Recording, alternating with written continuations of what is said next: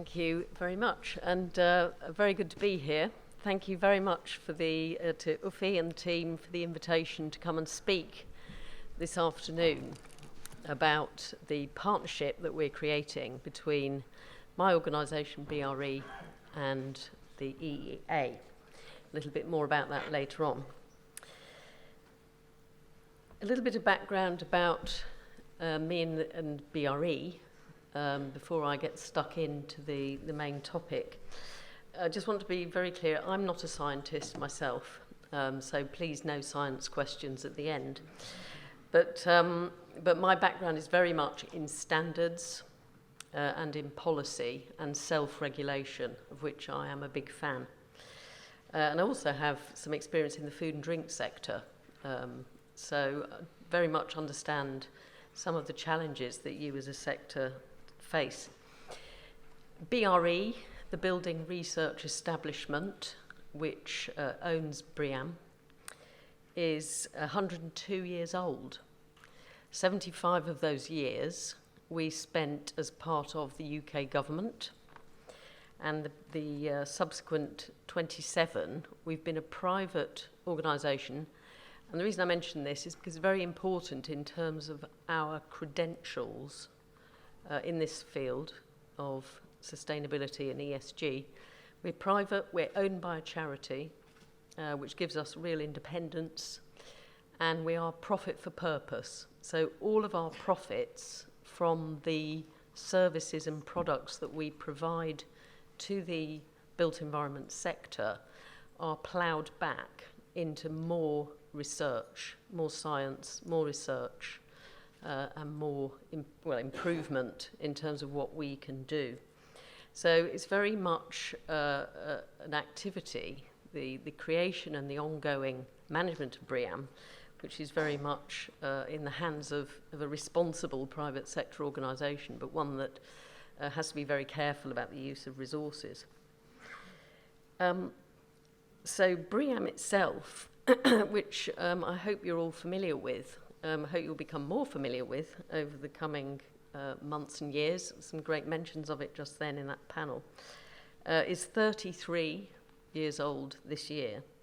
We have well over 500,000 certified buildings across the whole real estate and infrastructure world, and 2 million registered buildings on their way to becoming certified.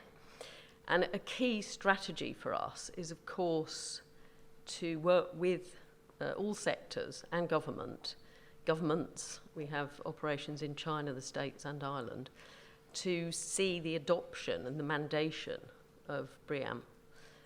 It's not mandatory anywhere by law, but we do seek to get it adopted by markets, occupiers, funds, as I say, governments and other authorities.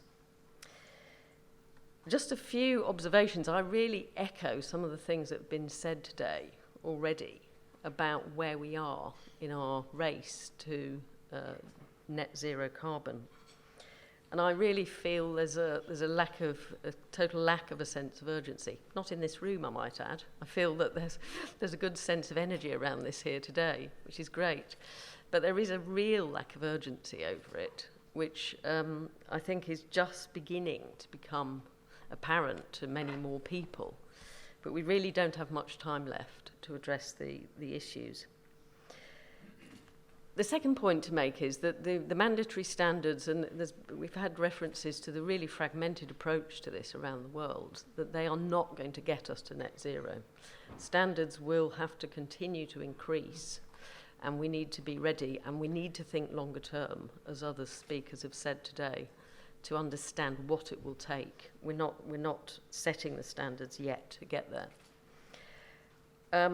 Again, I've heard about this already today, the policy inconsistencies and the lack of certainty over policy in the UK is rather limiting, I would say, to say the least, because it leads to all sorts of related problems, a lack of skills, a lack of investment in research and technology, and a lack of improvement funds where those funds are needed. So it really is essential that we all press government to really give us that certainty, that long-term planning ability. But, as others have said today, markets will and do lead. You're a prime example of it here. You're all here today because you're committed to this, and you're leading a fantastic movement to address it within your sector. So credit to all of you for that. And I would say that from the real estate perspective, there is some hope that I've gleaned from recent conversations that there's a recognition that we do need to join up standards and harmonise and make the requirements consistent so that everybody really understands what to do at a very basic level. So it's encouraging, but I think, unfortunately, we have a terrible case of initiative-itis in the real estate sector. And there are lots of things going on, some of them more joined up than they once were.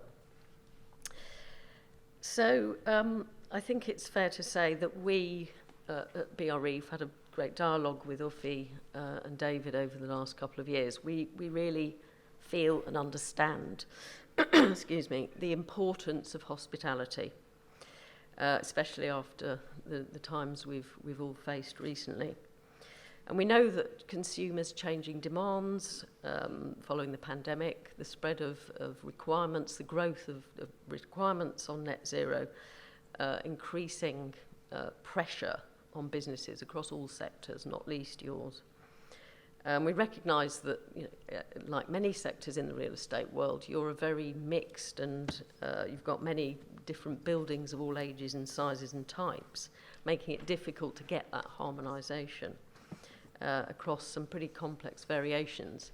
But we're committed to working with you to address at a reasonably relevant and pertinent level the challenges that your sector faces. And as I say, it's fantastic to see your commitment to that. Just a little bit about, for us, I don't think I need to say this here because I've heard it so many times already, the importance of science-based targets. Particularly welcome your commitment to rigorous performance metrics. That's very much music to our ears. We've already heard referred to today, sadly, quite a lot of greenwash still in evidence. But again, let me stress that BREEAM was the first, actually, and we would say absolutely still the leading certification for green buildings worldwide. It's the only science-based programme. It has third-party certification. It's not just us giving out badges. And it's holistic. There was a question earlier on about transport, and I managed to speak to the person who asked that question at lunchtime and point out that BREEAM, amongst many other factors, covers transport, as well as energy, water, health and well-being, and many other aspects of sustainability, all relevant to you, of course. We have buildings registered in 90 countries, so it's an accessible rating scheme and a truly international one. A few more statistics which relate to the hospitality sector. So we've been assessing hospitality assets for over a decade, and we have almost 600 projects from your sector registered, with 500 hotels registered so far to BREEAM gradings. So we know that BREEAM does work for hospitality, but this is less than 3% of all BREEAM certifications, of the over 500,000 that I mentioned earlier. So we can see big potential for growth with you, and very much want to do that with you. Current BREEAM in use data shows that most water-efficient hotel, the most water-efficient hotel, uses 40 times less water per metre squared than the least water-efficient. This massive difference is probably not down to your choice of taps, toilets and showers, but this sort of insight could point you in the right direction of investigating leaks, faulty meters or errors in data collection that could all be wasting water and probably costing you money. We do know, because you've told us, that a per metre squared metric is not going to be the most useful way of understanding your sector, because average water consumption will take little account of on-site laundry and swimming pools. So that's something that we need to work on together. We can, I hope this is a critical point for you, analyse data across a hotel chain. So, for example, what if the same brand of hotel found that a hotel in London was producing almost 20 times more carbon dioxide than the same hotel in Paris? Can this all be explained by a different grid mix? We can provide energy consumption data that can help to answer those sorts of questions. And if it is down to the grid, what trajectory will the carbon emissions of a London hotel follow as the UK grid decarbonises towards 2050? So these are all points that we want to be able to answer for you with version 7 BREEAM, which we are working on at the moment. As I've been saying, we base everything on science because we believe it's the only way to be accurate and certain and to meet the targets which increasingly governments are expecting us all to meet. And we believe it's the only way to make the real difference in impact that we all seek to make. So building science, of course, evolves, and we are continuing to update BREEAM with the support of the various sectors that we work with. And I'm pleased to say that in a very timely way, last week we launched the latest update to our BREEAM in Use platform, which is very relevant to you. I'll come back to some of the detail on that in a moment. We publish regular updates also on BREEAM's alignment to other schemes. I've heard these mentioned already today. The EU taxonomy scheme, we recently aligned to that, and also methodologies such as CREM and GRESB. One to watch out for, we will be issuing a public consultation on version 7 of BREEAM, the overarching BREEAM standard, in a few weeks' time. So this will reflect the latest science on carbon measurement and embodied carbon, which are becoming increasingly areas of focus in the real estate sector. And we are also developing a definitive BREEAM definition of net zero, which we hope will be gold standard for the built environment. So I hope you will take the opportunity to respond to that consultation. I'm sure through our joint technical committee, you will take part in that. What does BREEAM bring to ESG? I like your focus as an organisation on stewardship, which we see as a concept that's going to gain more prominence and needs to have more prominence. As someone said earlier, we're custodians of buildings for a relatively brief time, and I was pleased to hear someone say we should be handing them on in better condition. That's, I think, what ESG at its heart is really trying to achieve for us in the buildings and infrastructure sector. But of course it has to be measurable and impactful. Investors want to put their money into the right projects and have that certainty, but increasingly concerned about greenwash. So a benchmark like BREEAM, I can assure you, is rigorous and will remain so. We know that it gives confidence to investors and shareholders, and hopefully will increasingly be a key indicator of certainty when you're raising funds. We have seen, in fact, some beneficial financial uplift from BREEAM ratings, particularly in the London commercial office market asset yields. So it looks like we're heading into a new world now, where people who don't take the opportunity to upgrade will now see them lose value. Not only will they not get the uplift, they will lose value quite quickly. Finally, just turning to our new relationship, which we are delighted to have signed in recent weeks. Of course, I would say this, but I think BREEAM has a lot to offer and is in fact perfect as a rating for hospitality, partly because of the holistic nature that I talked about earlier. Some of the more single metric schemes have their place, and we actually do recognise them within BREEAM credits.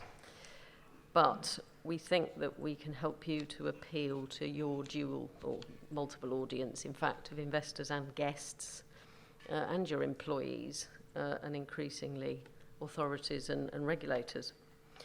So, for example, key metrics like energy use and water use, vital for managers, and reducing those can lead to significant cost savings, but they aren't necessarily seen by your customers. Whereas metrics like health and well-being, which, as I say, is included, and land use and ecology, also included in BREEAM, are more visible to guests and can enhance their stays and their experience of staying in your properties. For the first time, we've worked with industry working groups to ensure that BREEAM in use really reflects the needs of your sector. And BREEAM, we think, is even more perfect now for reflecting the different locations you operate in and the different types of buildings. So I'm delighted to note that just last week, the latest version that we've released of the BREEAM online platform introduces a number of questions specific to the hotel industry, which will allow much more detailed analysis and enable us to produce data for you collectively and individually. These include adding 14 different subtypes to the hotel drop-down options and new questions on occupancy and non-standard energy uses. We've used the STR definitions widely used in the sector to hope to get as much alignment as we can with what you're already doing. So this means we'll be able to compare your performance to similar types of hotel, luxury to luxury, economy to economy, and so on. And you'll also be able to align BREEAM data to other data, such as room rates in the STR database, hopefully making a much more powerful set of information for you. So we've, as I'm sure many of you are aware, as I say, we've just signed an MOU, and we very much look forward to many years of successful collaboration with you as a sector to drive towards net zero. Critical to the success of the partnership will be that we reflect your needs in BREEAM to the greatest extent that we can. And we're in the process of making a major investment to BREEAM. Any of you who've used it to date will know that it is a little bit back in the 20th century, but we're making a major digital investment in a new platform which will make it much more usable and critically will produce that data that we all will need to show that we're doing what we say we're doing. So thank you very much indeed for your contributions to the technical working groups, and please do keep that feedback coming both to the overall BREEAM schemes and to the hotel sector collaboration that we are working on. Very much hope that we will see a real growth in your industry's involvement with BREEAM, and really welcome it, as I do welcome any quick questions that you may have before I conclude. Thanks, Julian.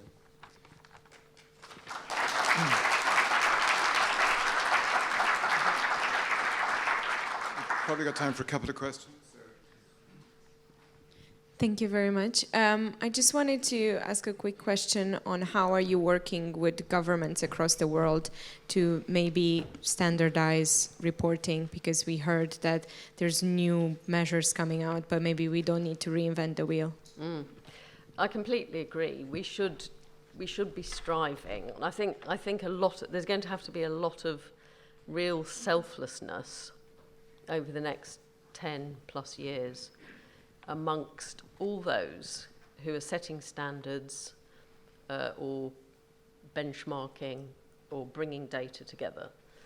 Because, as I said earlier, at the moment, the fragmented picture that we see, I'm sure it's very confusing for people who want to embark on a sensible, evidence-based journey towards net zero and to achieve wider sustainability goals, as you've all been talking about today. I'd like to say that there's more progress than there is. Somebody mentioned earlier the China-EU collaboration on taxonomy, which I think is an incredibly encouraging initiative. We have a team in China, actually, and one in the States and one in Ireland. So we're trying to cover the three main global markets and play our part in pressing for more joining up. But it is, sadly, and I think that this is particularly true in the UK and probably other Western markets, that regulation and standards have become a sort of competitive industry where there is money to be made, and that's what people strive to do when they're setting a new benchmark or a new standard. Yes, they probably care about the outcomes as well, but ultimately their business model is a financial and commercial one.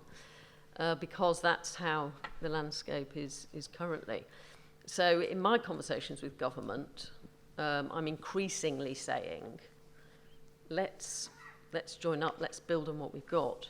There's a good government-supported net zero carbon definition working group going on at the moment, which is properly funded. It's for the real estate sector. Properly funded and committed with senior people in the industry, really trying to bring all the bodies together. We're on that, as are a number of the professional bodies and others. It's critical, but it's a struggle. Everybody wants their own badge. Could I just add, though, that this linkage that we keep coming back to, it's not just about regulation. In a way, you could argue the real fuel for this are Janine's accounting standards, wherever she's gone. Yes. But that's going to be the reason why you collect this data, some of which you report, some of which you don't, but that's how you make decisions in your business. That's how you get new insights, new KPIs, new wonderful services for your customers. It's a lot of it is linked to that. It's not just regulation and tick the box and whatever, or not tick the box, right? It's very important, this interlinkage. And all the governments have said, we will adopt Janine standards. I'm calling them Janine standards. We should call them JS now.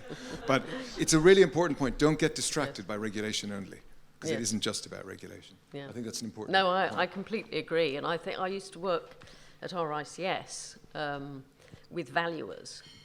And that linkage between accounting standards and valuation standards and measurement standards, increasingly carbon measurement, absolutely critical. And that's where markets, I think, can be so powerful. And cut through the noise and just say what is the journey, what's the trajectory? What counts and what doesn't. Yeah. Absolutely. Yeah. Terrific. Thank you very much, Jillian. Thank you. Brilliant.